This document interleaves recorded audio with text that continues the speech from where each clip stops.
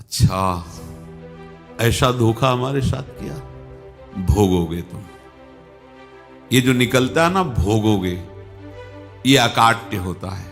क्योंकि किसी का भी हृदय, मान लो किसी भी जीव जंतु को आप कष्ट दें और उसका हृदय आह भर जाए, तो वो आह वज्र की लेखे तुम्हें भोगना पड़ेगा। वो आह किसी की ना लेना जिंदगी।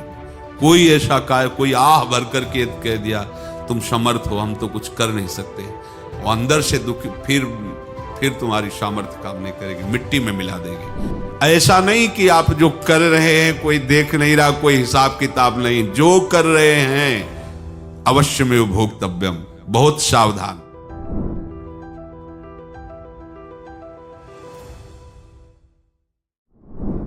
जीव स्वयं नित्य निरंतर कर्मों के जाल को रच रहा है और अपने आप को बांध रहा है।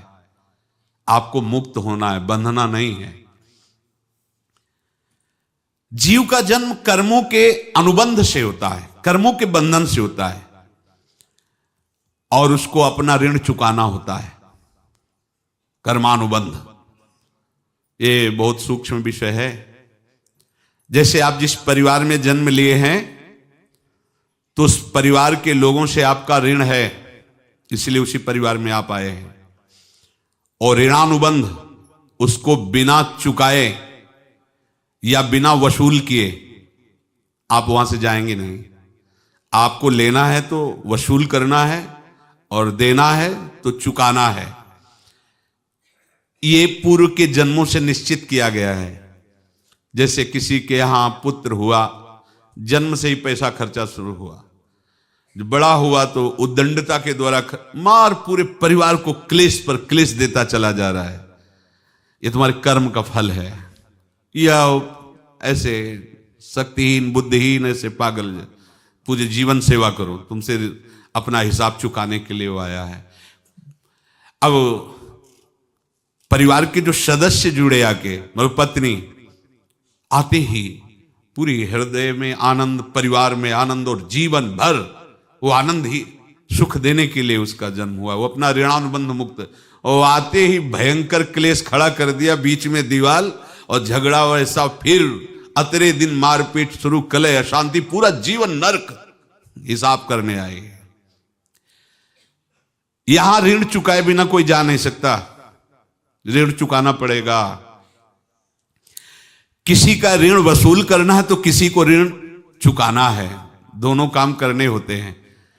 अनेक जन्मों में अनेक लोगों के साथ हमने जो बर्ताव किए हैं, अच्छे या बुरे, वो होंगे। अब किसी आदमी को हम जानते नहीं, अचानक मिला, अचानक टक्कर लगा और मार पीट गाली गुप्ता सब कर दिया, चुपचाप सह लो। क्यों? ये आपका हिसाब है, पूर्व का हिसाब। हमारा उससे कोई द्वेष नहीं, कोई संकल्प नहीं। अचानक घटना घटी और हमसे द्वेष करने लगा, हमें पीटने लगा, हमें गालियां दे, ये हिसाब है, चुपचाप सह जाओ। अपने घर का भाई ही भारी दुश्मन बन गया और क्लेश दे, हिसाब है। एक प्रभुदत्त ब्रह्मचारी जी की वाणी में पढ़ा था, एक महात्मा जी भ्रमण करते थे, तो उस समय असरफियां चलती थी, मोहरे असरफियां, तो उनको भेंट में देते लोग। तो या तो ठाकुर सेवा में लगे तत्काल, या संत सेवा में तत्काल लगे, उसका संग्रह करके डोलना ये ठीक नहीं है। बैरागी के लिए सिद्धांत में ये ठीक नहीं है। तो जब 2, 4, 6, 8 ऐसे मोहरे हुई, तो उन्होंने विचार किया कि और भ्रमण करके जब काफी मोहरे हो जाएंगी तो प्रयागराज में जब कुंभ पड़ता है, एक बार पूरे सब अखाड़े के संतों को, अलग अलग संप्रदाय सब संतों को बुलाएंगे और सबको पवाएंगे। अब साधु है तो यही विचार करेगा, और क्या विचार करेगा। तो उन्होंने ऐसे डंडा बनवाया, बेंत, जो ऊपर से चूड़ीदार और भीतर पोला, और मोहरे उसमें डालते गए। और भ्रमण, जहां जहां श्रद्धालु भगत थे सबके यहां जाना और इच्छा रखना कि एक मोहर तो दे दे दक्षिणा में। कामना कोई भी हो वो बांधती ही है, ध्यान रखना। इसीलिए प्रभु जो चाहे वो करे, अपनी चाह नहीं रखनी चाहिए, अपनी चाह प्रभु की चाह में मिला देनी चाहिए। धीरे धीरे वो छड़ी भर गई। भ्रमण करने वाले महात्मा चूड़ी लगाई, इंतजार करते रहे। जब प्रयाग का कुंभ पड़ा तो चले। तो रास्ते में एक गांव में पूछा जाता है, जैसे कहीं रुको कि कोई श्रद्धालु ऐसा है जो संत सेवी है। तो कुछ लोगों ने बताया, हाँ एक परिवार है बहुत संत सेवी है और आपको मिलाते हैं उनसे। आइए महाराज, घर में रुका। खूब अच्छा हलवा पूड़ी पवाया और जो घर के मालिक थे चरण दबाए। चरण दबाते दबाते उनकी दृष्टि पड़ी उस डंडे पे। इतना मोटा और ऊपर से कुछ चूड़ी सी भी नजर आ रही, इस डंडे में तो कोई रहस्य है ही है। अब महात्मा जी को खवा पिला के सुला दिया। महात्मा जी जब सो गए तो पत्नी से धीरे से कहा, वो डंडा लाओ बाबा जी का डंडा। वो चूड़ीदार जो ही खोला पलटाया तो सैकड़ों मोहरे। ऐसे संत रोज पधारे भगवान, तुम आनंद हो जाए फिर क्या। पत्नी से कहा, नाप के कंकड़ लाओ। वो तो महात्मा जी तो खाए खीर पूड़ी, आराम से सो रहे। रात में पूरी प्लानिंग करके उसमें कंकड़ भर के चूड़ी लगाकर सिराने रख दिया, सारी मोहरें हटा ली। महात्मा जी आराम से छड़ी उठाए तो वजन पक्का। वैसे बड़े लोग चतुर होते हैं, पर ये नहीं जानते कि कर्म कितना भयानक होता है। और उनकी कोई संतान नहीं थी, पर धन में इतना प्रेम उनको था। बहुत सावधान। साधु महात्माओं के पास जो अर्थ है, गृहस्थी अगर आता वहीं से है, पर अगर उसको जोर जबरदस्ती या किसी छल कपट से, तो वो उसका विनाश ही करता है। आज तक का प्रमाण है। अब उनको ये भाव पता नहीं होगा, या पता होगा तो लोभ के कारण वो उसको मान नहीं पाए होंगे। महात्मा जी गए प्रयाग में, किसी अखाड़े पर रुके और वहां प्रार्थना की कि कल जो है संपूर्ण अखाड़ों का निमंत्रण किया जाए और सब संतों को भोग पवाया जाए और उनको दक्षिणा भी दी जाए। महंत ने सोचा कि बहुत बड़ा है तो उत्सव है, क्योंकि प्रयाग में कितने हजारों संत महात्मा सब। तो उनका महाराज बोरों इसमें चीनी और टीनों घी लगेगा, सब व्यवस्था। बोले आप मंगाइए, एक एक हिसाब हम करेंगे, हमारे पास सब व्यवस्था है। बोले कुछ तो पहले दे दो, वो इकट्ठे देंगे हम। उनको था कि अगर हम छड़ी खोला और दो चार मोहरे दी, किसी को पता लग गया तो गड़बड़ हो सकती। बोले हम भंडारे के समय आखिरी में सब कुछ आपको दे देंगे। ठीक है। वो अपने पास से पैसे लगाकर खूब जितना सामग्री सब लाए, लाखों की, और सब संतों को निमंत्रण कर दिया। संत जन निमंत्रित हो गए, भंडारा बन रहा है। तब वहां के महंत है और उनका देखो भंडारा भी बन रहा है, संतों को निमंत्रण। अब आप अर्थ की व्यवस्था कीजिए, क्योंकि इतनी बड़ी हमारी सामर्थ्य नहीं थी जितना हमने किसी तरह हमने व्यवस्था की। अब मुझे अर्थ चाहिए, तभी आगे की व्यवस्था बढ़ेगी। संतों को दक्षिणा देंगे और जिनसे अर्थ लिया उनको दे। देखो रसोई बन गई है सब। उनका छत में विश्वास नहीं तो ये अभी चूड़ी खोली। उनको तो था ना कि मोहरे हैं, कंकड़। तो जैसे कितना उनको सदमा लगा होगा। हजारों संतों का निमंत्रण, रसोई बन, मतलब संत हो के छल कपट। तो उनका महाराज आपने तो हमारा नाश कर दिया, जो महंत थे। अब बताओ रसोई बन गई, संत निमंत्रित हो गए और आप ये कंकड़ दिखा रहे हैं हमको। आपने तो हमें बर्बाद कर दिया। हमारी इतनी सामर्थ्य नहीं थी, आप पहले बता देते। संत होकर ऐसा छल कपट। अब वो बोले तो क्या बोले, क्योंकि उनको पता था कि मोहरे हैं इसमें। अंदर से उनका चिंतन गया उसी सेठ के पास, अच्छा ऐसा धोखा हमारे साथ किया, भोगोगे तुम।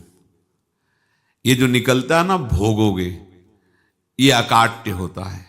क्योंकि किसी का भी हृदय, मान लो किसी भी जीव जंतु को आप कष्ट दें और उसका हृदय आह भर जाए, तो वो आह वज्र की लेख है, तुम्हें भोगना पड़ेगा। वो देखो भीष्म जी को भोगना पड़ रहा है ना। सांप को ऐसे धनुष की नोक से उठाया और बंबूल के कांटों के ऊपर फेंक दिया, कई दिन तक शेदा हुआ, वो आह भर करके मरा। तो आपको 6 महीने बाणों की सैया पर आह किसी की ना लेना जिंदगी में।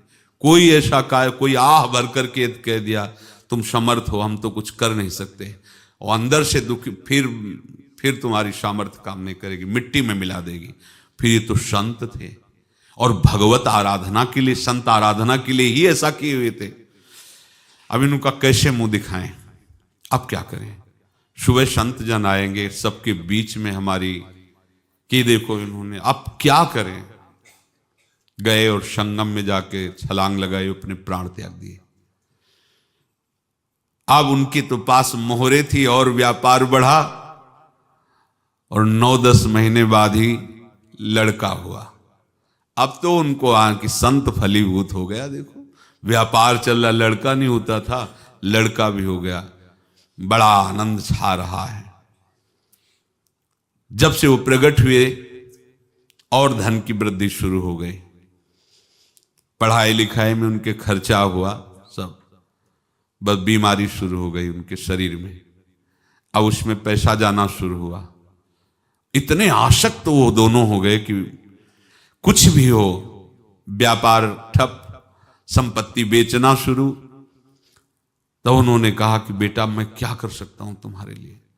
बोले हमारी अंतिम इच्छा है प्रयाग चलो, और जितने प्रयाग में संत महात्मा सबको एक बार भंडारा करवाओ, हमारी इच्छा अंतिम है। क्योंकि अंतिम यही इच्छा थी। तो बोले अब ज्यादा संपत्ति तो नहीं रह गई। तो बोले घर बेच दो, मेरे लिए ही तो है, बेच दो। मुझे लगता मैं बचूंगा नहीं, पर मेरी अंतिम इच्छा पूर्ण कर दो। घर बेच दिया, जेवर बेच दी। वहां गए, जब संत सेवा की तो बोले मुझे संगम तक ले चलो। संगम तक ले गए और बोले समझे तुम चुराए थे और हमने उसको छीना है, कुछ नहीं रह गया तेरे पास कुछ, अब केवल ममता और आसक्ति में जलकर मर और नरक प्राप्त कर। मैं वही महात्मा हूं जिसकी तूने मोहरे ली थी, शरीर छोड़ दिया। महात्मा को जन्म लेना पड़ा और इनको दुर्गति भोगनी पड़ी। ऋणानुबंध होश में, ऐसा नहीं कि आप जो कर रहे हैं कोई देख नहीं रहा, कोई हिसाब किताब नहीं, जो कर रहे हैं अवश्य में भोक्तव्यम। बहुत सावधान। अनेक जन्मों में अनेक लोगों से जो कुछ लिया दिया है, इस लेने देने को मिटा देने के बाद ही तुम मुक्त हो गए। इसीलिए एक उपाय है, लेना न देना मगन रहना। क्या? मालिक को समर्पित हो जाओ, मालिक को अपना माना हुआ समर्पित कर दो, खत्म। अहम त्वाम स्वरूपापेभ्यो मोक्षयिष्यामि, सब खत्म। आगे पीछे लेना देना सब खत्म। एकादश स्कंद में भगवान श्री कृष्णचंद्र जी ने कहा जो मेरे चरणों का आश्रय लेकर भक्त मेरा भक्ति करता है, उसके पितृ ऋण, मातृ ऋण, देव ऋण, ऋषि ऋण, सब ऋणों से मैं मुक्त कर देता हूं। बस यही एक उपाय है जो इसके बंद करने का उपाय भक्तों के लिए है। वो यही है, भगवान की शरण में होकर अपना माना हुआ पूरा भगवान के अर्पित कर दो। अर्पित करने का तात्पर्य उसमें अहम हटा दो। तो दियम वस्तु गोविंदम तुभ्यमेव समर्पये। जिनसे तुमने सेवा करवाई है उनकी सेवा करनी पड़ेगी। जिनसे तुमने जो कुछ लिया है उनको देना पड़ेगा। ये लेने देने का व्यापार जब तक समाप्त नहीं होगा तब तक तुम्हारा जन्म मरण चलता रहेगा। अब आपको यहां समझना है, यदि आपसे किसी ने पैसे लिए बेईमानी करके नहीं दे रहा है तो आप उसको गाली मत दीजिए। आपने बेईमानी की थी इसलिए आपकी बेईमानी हुई है, ले गया, कोई बात नहीं है, बंधन से मुक्त हुए, जो बोझा था चला गया। उसको ऐसा ना देखे कि ये बेईमान हमारे रुपए मार लिए, अब जो कुछ होगा देखेंगे। अगर आप आगे नया कुछ करते हैं तो फिर आगे का हिसाब आपको भोगना पड़ेगा, ध्यान रखना। ऐसा नहीं है कि आपको भोगना नहीं पड़ेगा। एक ही उपाय है कि अब जो शरीर धारण किए इसी में जो भोग ले, आगे ना होना चाहिए। तो क्या करे? सर्वतो भावेन भगवान की शरण ले ले। ये तो सर्वाणि कर्माणि मयि सन्न्यस्य मत्पराहा अनन्येनैव योगेन माम ध्यायन्तु उपासते तेषामहं समुद्धर्ता मृत्यु संसार से। ये बड़ा कठिन है पार होना, कोई छोटी मोटी बात है। एक महात्मा बाल्यावस्था से भजन करते थे, शालिग्राम भगवान पास रखते थे और उन्हीं की आराधना करके बस पाठ नाम जप और भ्रमण करते थे। यौवन अवस्था थी, गंगा जी के किनारे अपने ठाकुर को विराजमान करके स्नान करने के लिए कपड़ा ही उतार रहे थे कि 90 लोग आ गए, भाला तलवार सब ले, मारो मारो इसको मारो, घेर लिया। तो उन्होंने हाथ जोड़कर कहा हमने क्या अपराध किया, कोई सुन ही नहीं रहा। तो उन्होंने कहा मार तो डालोगे ही आप 90 लोग, हम कोई अस्त्र शस्त्र तो लिए नहीं, एक बार हमें गंगा में डुबकी लगा देने दो और अपने ठाकुर को स्नान करा देने दो, फिर इसके बाद आप मार देना। भगवत इच्छा से वो लोग रुक गए, स्नान किया और अंदर से प्रार्थना की, प्रभु ये क्या लीला है आपकी, आपके सिवा मेरा कोई है नहीं और ये मुझे मारना चाहते हैं। तो भगवान ने जानते हो क्या कहा उनके अंतर में, तुम मेरे में ध्यानस्थ हो करके शरीर को छोड़ो, ये लोग मारेंगे, ये मेरे भजन का फल है कि तुम्हें 90 जन्म नहीं लेना पड़ेगा, एक ही जन्म में 90 मिलके, तुमने 90 हिंसा की थी पूर्व में, तो तुम्हें 90 बार जन्म लेना होता और एक एक करके मारते। ये मेरे भजन का प्रताप है कि एक बार में ही 90 का हिसाब हो जाएगा। तुम आंख मूंदो, मेरे ध्यान में मगन रहो, मेरे प्रताप से तुम्हें कोई चोट नहीं होगी और स्वाभाविक मूर्छावस्था में प्राण तुम्हारे छूट जाए। ऐसा ही हुआ, ऐसा हुआ। तो ये बात समझ लो कि ये जो कर्मानुबंध है, ऋणानुबंध है। अब देखो, अगर शाप महात्माओं ने दिया कि तुम्हारे वंश का इससे विनाश होगा, तो भगवान भी परम धाम जा रहे तो उसी कील से, बाण की नोक में जो मछली लील गई थी छोटा कण, उसी से की नोक बनाई और उसी नोक को प्रहार किया, भगवान के श्री चरण में वही बाण की नोक लगी और भगवान ने स्वीकार किया ना। भगवान का बड़ा लीला विचित्र है। अगर छुप करके उधर रामावतार में बात, तो इधर ऐसे स्वीकार किया है भगवान ने। ऐसा कहीं नहीं दिखाया कि मैं भगवान हूं तो मैं अपने लिए, ऐसा नहीं दिखाया। नारद जी का हित किया पर नारद जी ने श्राप दिया तो भगवान ने स्वीकार किया। बंदरों ने ही सहायता की, जैसा बोले थे वैसा। ये लीला इस शरीर में भोगनी पड़ेगी। हाँ, ज्यादा को कम में भुगता देंगे, पर अब अगला शरीर ना मिले, इसके लिए सर्वतो भावेन भगवान के आश्रित हो जाए। जैसे आपने दुकान फैला रखी है तो उसमें दो काम होते हैं, लेना और देना। किसी को उधार दिया है तो हमें उससे लेना है, और कोई नगद देकर सामान ले रहा है तो उसे सामान देना है, या उधार लिया है तो हमें उधार देना है। अब अगर दुकान बंद करनी है तो तुम्हें देने वालों पर जोर देना है, लेने वालों पर जोर नहीं। लेने वाला तो जाओ हम क्षमा किया, समर्पित किया, हमारा कोई संबंध नहीं, खत्म हो जाए, वो खुशी हो जाएगा। लेकिन देने वाला तुम अगर दुकान भी उठा दोगे तो जहां भी रहोगे तुम्हारे पास वो आएगा, लाइए हमारा। तो देने पर नजर रखिए, जिसका जिसका हिसाब है वो आपके सामने आता जाए, हटाते जाओ। लेने पर नजर मत रखिए और दुकान फौरन उठा दीजिए, नहीं अगर लेते देते रहे तो चलता रहेगा। आगे चलकर कुछ लेना न देना, मगन रहना बस अपने प्रभु के चिंतन में। अब हम कैसे जाने कि किसको क्या देना है, हमें क्या पता? तो हम पूरा हिसाब जिनको पता है उनको दे देते हैं, समझ रहे हो? उनको पता है क्या लेना है क्या देना है, तो इनके पास पहुंच गए या सरकारी हिसाब से सब बराबर कर देंगे। हमको अपनी जिम्मेवारी इनकी चरणों में समर्पित कर देना है, तभी हम जीवन मुक्त होंगे। ये रहस्य की बात है। प्रभु कह रहे हैं, यस्य सर्वे समारंभा काम संकल्प वर्जिता ज्ञानाग्नि दग्ध कर्माणं तमाहु पंडितम बुधा। जिसके संपूर्ण कर्मों के आरंभ संकल्प और कामना से रहित हैं, तथा जिसके संपूर्ण कर्म ज्ञान रूपी अग्नि से जल गए हैं, उसको ज्ञानी जन भी पंडित कहते हैं, बुद्धिमान कहते हैं। पूज्य श्री भाई जी महाराज कह रहे हैं, जैसे वहां ज्ञानाग्नि से दग्न कह रहे हैं, तो अपने वृंदावन वासियों का प्रेमाग्नि से सब कर्म संस्कार दग्न होते हैं। जिस समय आपके हृदय में भगवत प्रेम का प्रादुर्भाव होगा तो लेश मात्र कभी तुम्हें दुख नहीं भोगना पड़ेगा। प्रेम का प्रादुर्भाव होते ही दुख का नाश हो जाता है, महासुख। जब प्रेम का प्रादुर्भाव होगा तो समस्त पाप भस्म हो जाते हैं, अशांति नष्ट हो जाती है, संसार ज्वाला स्पर्श भी नहीं कर सकती है। जब भगवत प्रेम का प्रादुर्भाव होता है तो हो सकता है उस उपासक के जीवन में दुखों का पहाड़ टूट पड़े, परिवार खिलाफ, शरीर रोगी, अव्यवस्था, बहुत बहुत कुछ, सब कुछ। कह रहे हैं इतना सब होने पर भी उसके हृदय में कोई भी दुख नहीं होता। ये ऐसा सामर्थ्यशाली भगवत प्रेम है।